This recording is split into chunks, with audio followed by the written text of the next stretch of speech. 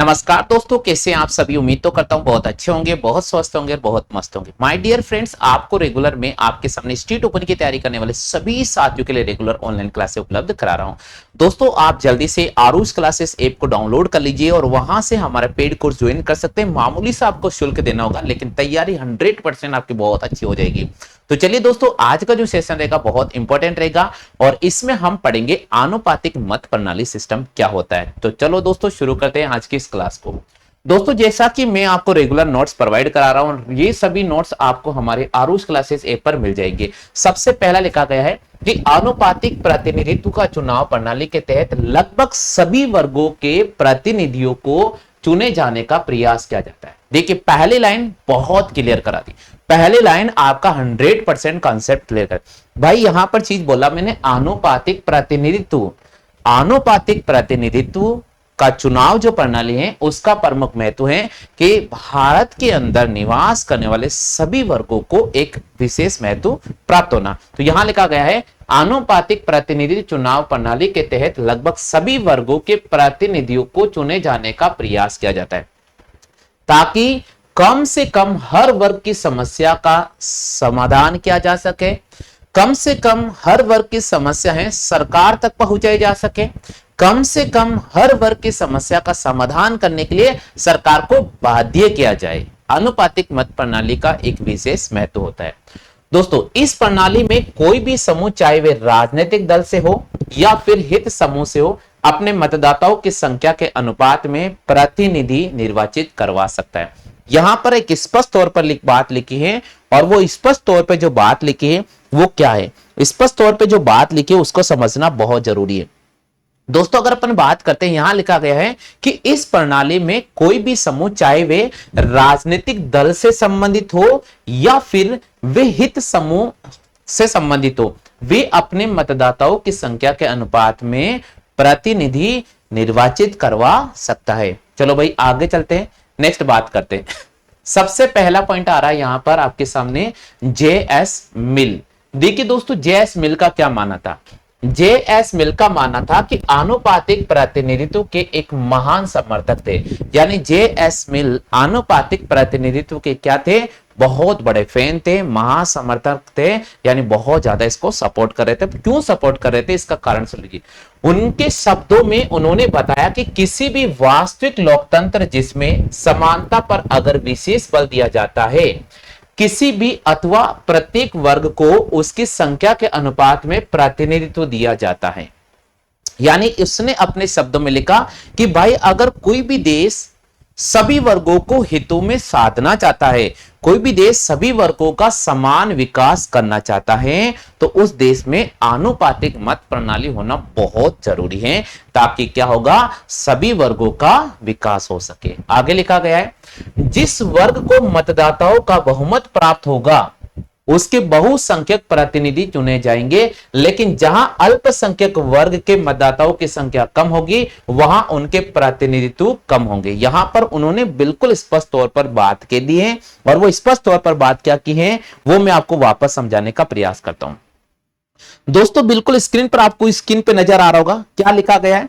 यहां लिखा गया है कि जेएस मिल आनुपातिक प्रतिनिधित्व के एक महान समर्थक रहे। उनके शब्दों में, किसी भी वास्तविक लोकतंत्र जिसमें समानता पर बल दिया जाता है अथवा किसी भी प्रत्येक वर्ग को उसकी संख्या के अनुपात में प्रतिनिधित्व दिया जाता है, जिस वर्ग को मतदाताओं का बहुमत प्राप्त होगा उसके बहुसंख्यक प्रतिनिधि चुने जाएंगे, लेकिन जहां अल्पसंख्यक वर्ग के मतदाताओं की संख्या कम होगी वहां उनके प्रतिनिधित्व भी क्या होंगे, कम चुने जाएंगे। वहां उनके प्रतिनिधित्व भी क्या होंगे दोस्तों, कम चुने जाएंगे। ठीक है भैया, क्लियर हो चुका है। चलो आगे बढ़ते हैं। नेक्स्ट क्या लिखा गया है इसको मैं आपको समझाने का पूरा प्रयास करता हूं। यहां पर लिखा गया दोस्तों कि दूसरे शब्दों में, इस निर्वाचन व्यवस्था में प्रत्येक राजनीतिक दल को उतनी ही सीटें मिलती हैं जिस अनुपात में उसे मत प्राप्त होता है। यानी इसका यहां पर बिल्कुल फैक्ट बात कह दी और इन्होंने ये बताया कि दूसरे शब्दों में, इस निर्वाचन व्यवस्था में प्रत्येक राजनीतिक दल को उतनी ही सीटें मिलती हैं जिस अनुपात में उसे मत प्राप्त होता है।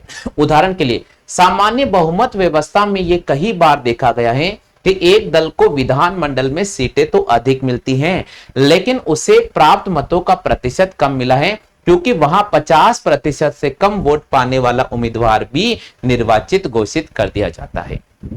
कई बार देखा होगा, आपने देखा होगा अभी विधानसभा के चुनाव हुए थे, आपने देखा होगा दोस्तों अभी लोकसभा के चुनाव हुए थे, तो यहां पर बिल्कुल स्पष्ट तौर पर लिखा गया है कि एक सामान्य बहुमत व्यवस्था में यह कई बार देखा गया है कि एक दल को विधानमंडल के चुनाव में सीटें तो बहुत ज्यादा मिलती हैं, लेकिन अगर वोट शेयर की मैं बात करूं, वोट बैंक की बात करूं, तो उनको जो वोट मिलते हैं वो 50% से भी कम होते हैं। उसका कारण है कि वहां पर उस क्षेत्र की जो मतदाता पॉपुलेशन है वो बहुत ही कम होती है। ठीक है भैया, आगे चलते हैं, आगे क्या लिखा गया है।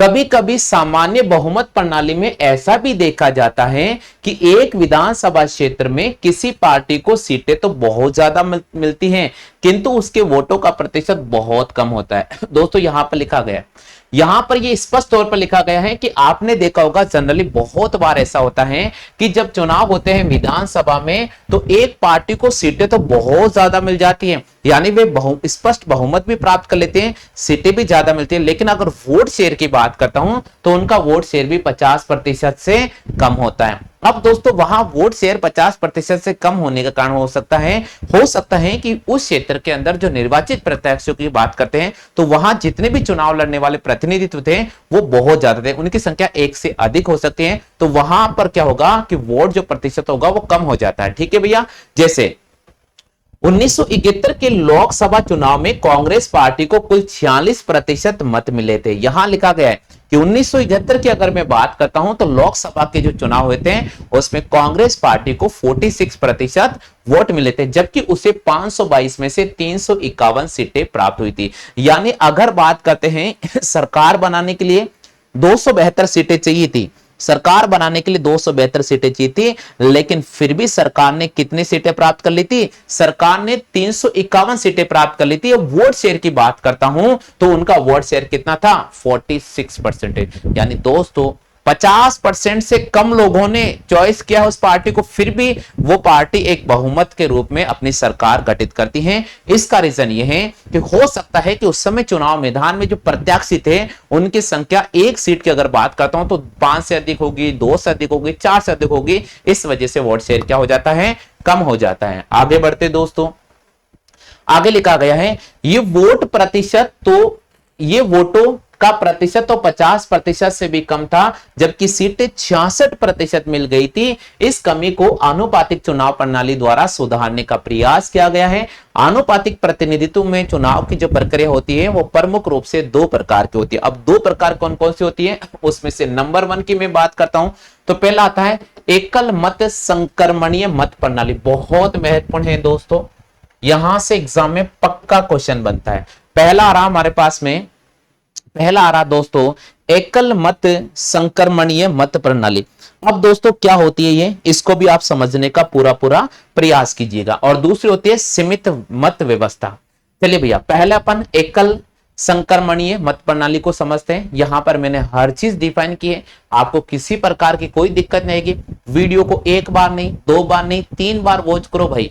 नोट्स बनाने की बिल्कुल भी आवश्यकता नहीं, 3 बार वॉच करो, 100% वादे के साथ कहता हूं याद हो जाएगा। आगे लिखा गया है एकल मत संक्रमणीय मत प्रणाली क्या होती है। एकल संक्रमणीय मत प्रणाली, एक व्यक्ति के द्वारा एक ही जने को वोट डाला जाएगा, एक व्यक्ति के द्वारा एक ही जने को वोट डाला जाएगा, उसे बोलते हैं एकल मत संक्रमणीय मत प्रणाली। इसे हेयर सिस्टम अथवा आंध्रे योजना के नाम से भी जाना जाता है। इसको और किस नाम से जाना जाता है, इसको हेयर सिस्टम कहते हैं या आंध्रे योजना के नाम से भी जाना जाता है। इस प्रणाली के अंतर्गत एक मतदाता केवल एक ही मत देने का अधिकारी होता है। यानी इस प्रणाली के अंदर मतदाता के पास केवल एक ही वोट देने का अधिकार होता है, किंतु यदि वे चाहे तो अपने इस वोट को किसी दूसरे प्रत्याशी में बदल सकता है। और वो कब, इसके लिए उसे मत पत्र पर अपनी वरीयता दर्ज करानी पड़ेगी। यानी क्या कराना पड़ेगा, चॉइस, जैसे मैंने लिखा 1, मैंने लिखा 2, मैंने लिखा 3 और मैंने लिखा 4। अब दोस्तों मान लीजिए कि मैदान के अंदर 4 प्रत्याशी हैं, उसका नाम है A, बी, सी और डी। अब एक व्यक्ति जाता है, उसे मत देना है, लेकिन वो चॉइस करता है कि मैं सबको वोट देना चाहता हूं।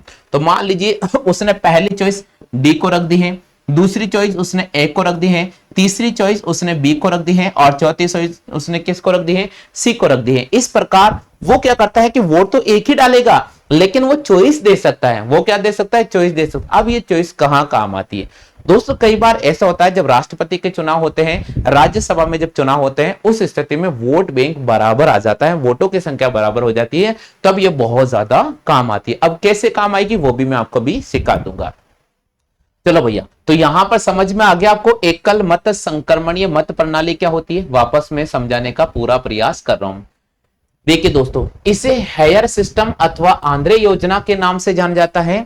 इस प्रणाली के अंतर्गत एक मतदाता केवल एक ही वोट का प्रयोग करेगा, किंतु यदि वे चाहे तो इस वोट को दूसरे प्रत्याशी को दे सकता है। इसके लिए उसे अपने मत पत्र पर क्या देनी होगी? वरीयता देनी होगी। क्या देनी होगी दोस्तों? वरीयता देनी होगी। अब आगे चलते हैं। इस प्रणाली में 3 अथवा उससे अधिक प्रत्याशियों का होना बहुत जरूरी है। दूसरा है, एक मतदाता वरीयता क्रम में एक ही वोट को कई प्रत्याशियों में दे सकता है। इसके लिए मतपत्र पर उसे 1, 2, 3 नंबर अंकित करना होगा। आगे चलते हैं। मतदाता अपनी सभी वरीयताएं एक ही प्रत्याशी के आगे नहीं लिख सकता है। वरीयता क्रम में सबसे ऊपर आने वाले प्रत्याशियों को ही उसका वोट मिलता है, किंतु यदि किसी भी स्थिति में 2 प्रत्याशी अगर बराबर मत लेते हैं, तब ऐसी स्थिति में प्रत्याशियों का कोटा निर्धारित किया जाता है तथा उस कोटे के आधार पर जिसकी वरीयता पहले आती है उसे वोट मिल जाता है। जैसे अब कोटा निकालने का ये फॉर्मूला है, ये आपको याद होना बहुत जरूरी है। कोटा निकालने का ये फॉर्मूला है और ये आपको याद होना बहुत जरूरी। अब कहते हैं भाई फॉर्मूला क्या है, उसको मैं आपको समझा देता हूं। भाई कोटा कैसे निकालेंगे, इसका फॉर्मूला है कि डाले गए कुल मतों की संख्या अपॉन कुल सीटों की संख्या।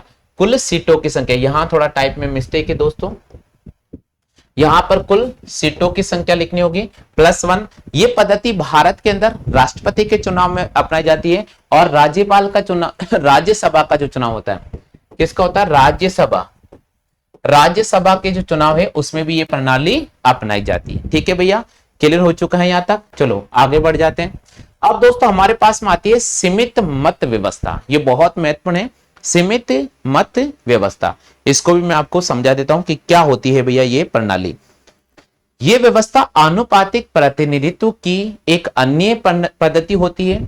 इस व्यवस्था के अंतर्गत बहुसदस्यीय निर्वाचन क्षेत्र आते हैं, जिसमें कम से कम 3 प्रत्याशी होते हैं तथा एक मतदाता एक प्रत्याशी को वोट दे सकता है। इसके बाद हर मतदाताओं की सीटों के अनुसार वोट गढ़ते जाते हैं।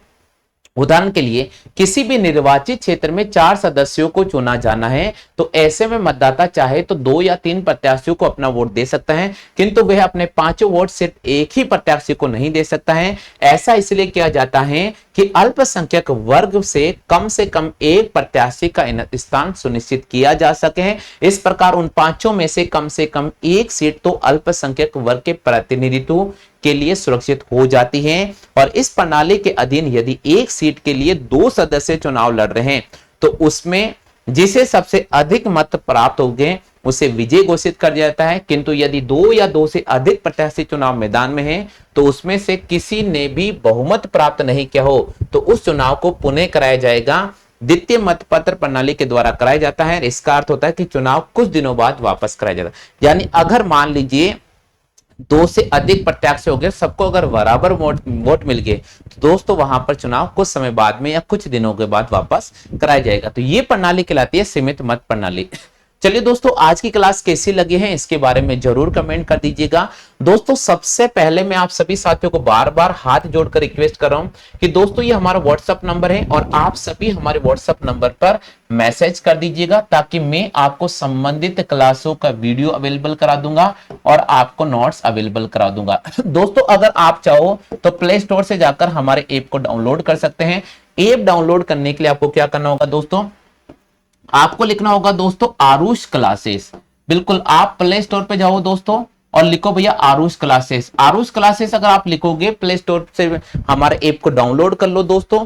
डाउनलोड करने के बाद सबसे पहले आपको रजिस्टर पर क्लिक करना होगा, उसके बाद आपका मोबाइल नंबर एंटर करना होगा, फिर नीचे ओके पे क्लिक करना होगा, उसके बाद रेफरेंस कोड आएगा, उस ओटीपी को आप जनरेट कीजिएगा, उसके बाद में फिर उसे आगे क्लिक कीजिएगा। उसके बाद में दोस्तों आप अपना नाम एंटर करें, अपना ईमेल एंटर करें, अपना स्टेट एंटर करें, अपना डिस्ट्रिक्ट एंटर करें, अपना एक इच्छित पासवर्ड 1 2 3 4 कुछ भी आप ले सकते हो वो एंटर करें और ऐप को ज्वाइन कर लीजिए और वहां पर आप क्लासों का अध्ययन बहुत अच्छी तरह से कर लीजिए। ये सभी पीडीएफ फाइल आपको हमारे ऐप पर आसानी से मिल जाएगी। फिलहाल आज के लिए बस इतना ही साथियों, जय हिंद, वंदे मातरम।